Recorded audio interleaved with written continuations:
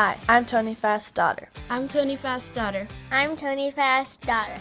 Our family has been blessed to farm in Montana for over 100 years now. And it wouldn't be possible without the great team we have and blessings from our Savior, Jesus Christ.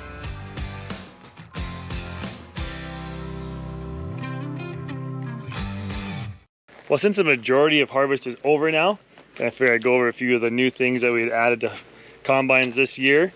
One of them being this Prairie wind system.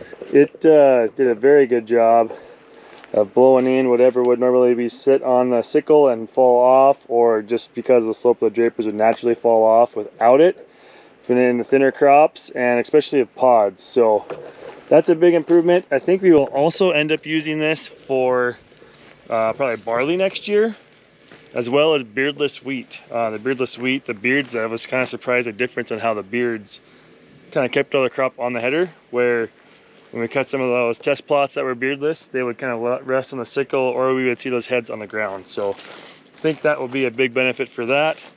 Overall, the MacDon headers, they are very impressive. Very nice upgrade. The Contour Buddy wheels that run everything in flex all year so that I can contour the ground did an awesome job. What else? Oh, the 3-piece reel on the FD2s are available on a couple different models. I know the 50 foots, 45s, and I think they're also an option of the 40 foots. That did so much better with feeding peas.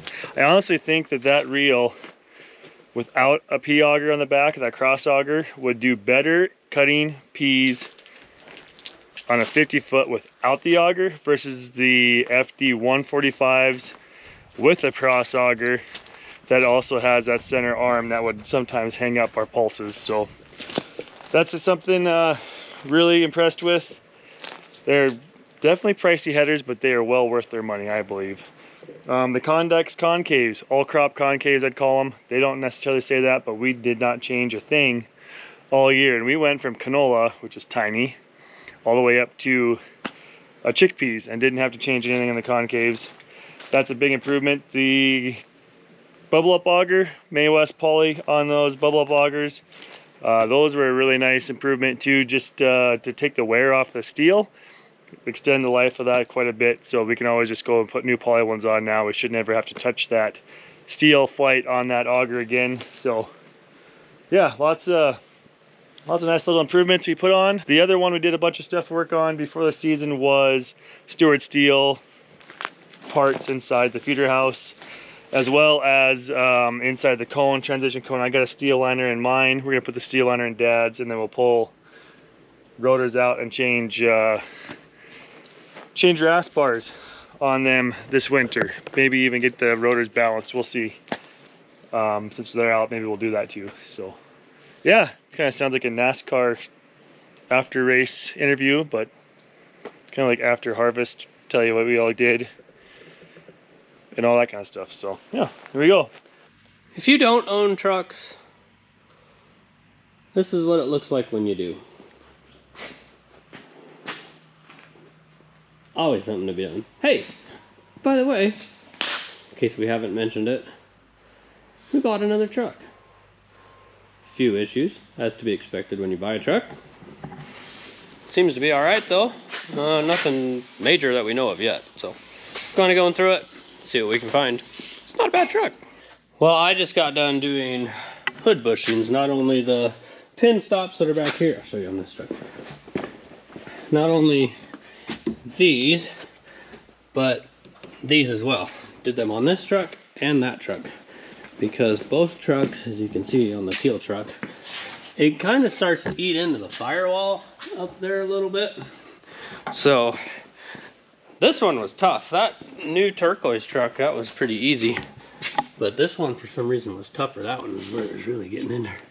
So anyway, whew, that's probably not a do it by yourself project, but I did it by myself. So I'll just, next time I'll get help.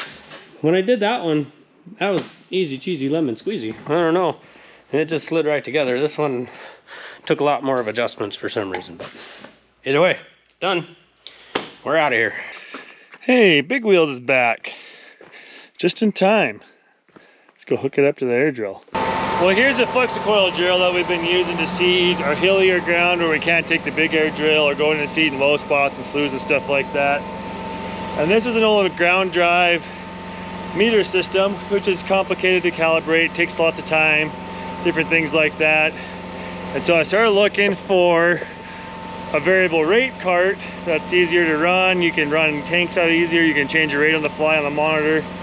And I found one for a pretty good price, even like about what I figured that cart's worth. And it came with a 40-foot disc drill behind it. So this is gonna be our replacement. We're pulling that with a 370. We're gonna get it all hooked up here, wing it down, see what's all needing any attention. Hopefully get to see some winter wheat with it here in the next day or two. Well, the drill's winged down. It does look like we got some worn out parts. Depth adjustment's kind of worn. These arms are worn a little bit, but that's not too big of a deal, I don't think. But talk to the Red E guys. I know it needs discs, but if we can see a little bit of winter wheat with it this fall, see if it's working right and everything, that's kind of my goal. And then we can do a rebuild over the winter. Well, it is a foggy, windy day. I don't know if you can hear it, but it's so foggy, and with the wind blowing, there's water dripping off the roof of the new shed.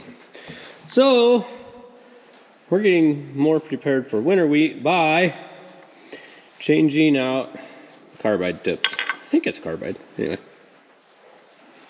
Little bit of a difference, yeah. Two methods for getting these off. You can take that set screw out or beat it to death, because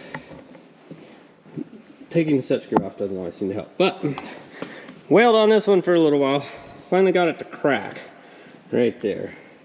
So it should come off here in just a second. There it went.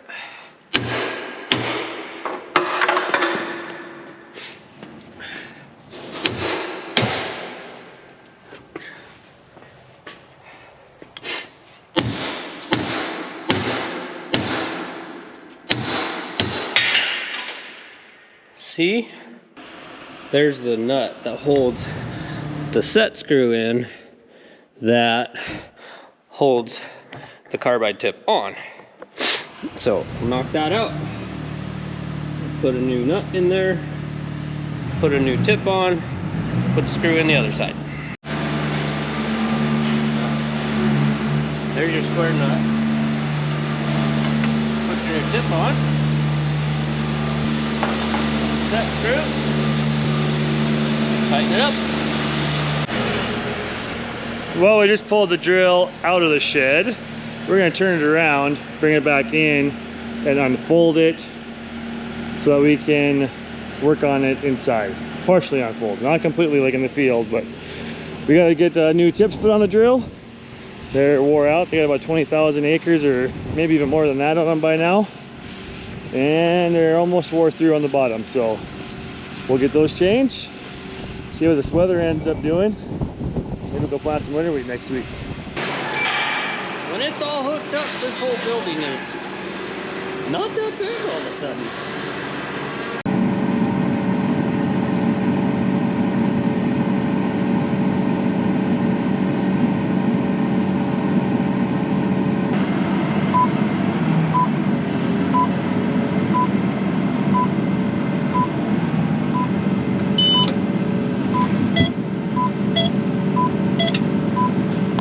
Okay, I think we've figured out a more efficient way to take these off. Number one, Tony's been here. They left to go do some other stuff real quick.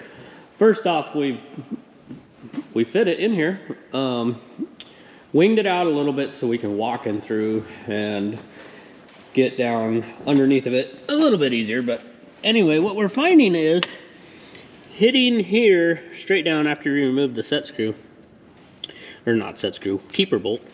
Hitting down straight down here seems to help knock it off a little bit easier.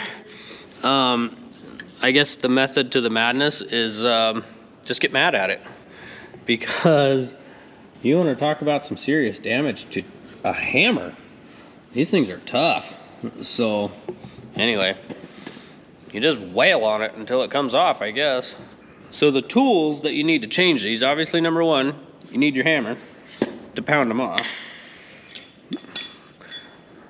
you need a punch in order to knock the nut out to put the new one in. You need your Allen head on a ratchet in order to get the bolt, keeper bolt out. And also a handy dandy deck screw works pretty good for digging the dirt out of the hole. So high quality tools that we use. Hey, whatever works, right? This is what goes in the ground. The seed comes out the back here, and Packer backs it down. Here is a wore out one, and here is a new one.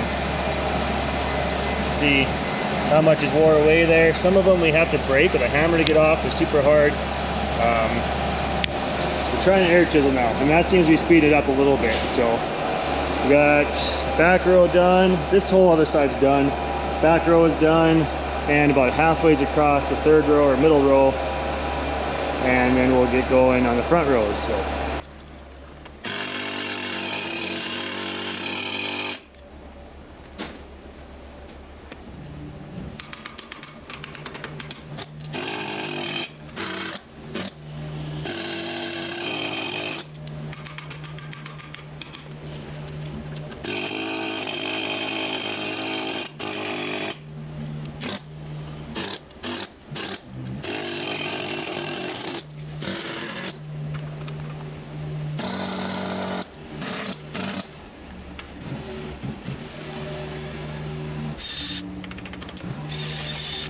It's just that easy on some of them.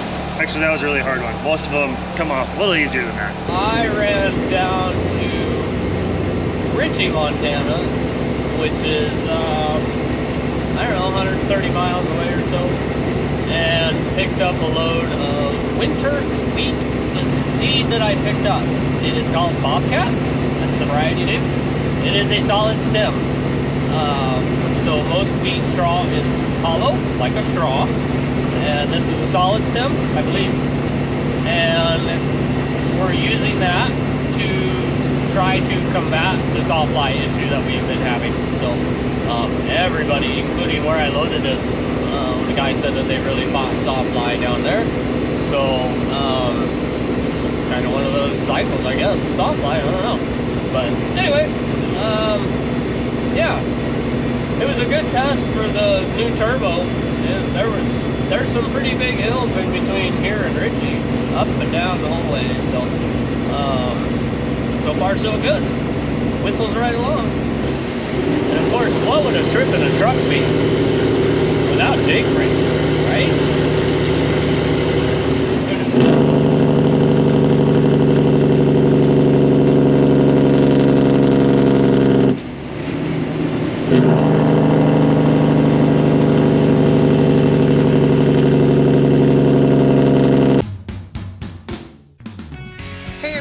Thanks for watching, but don't forget, farm hard, pray harder. See you next video.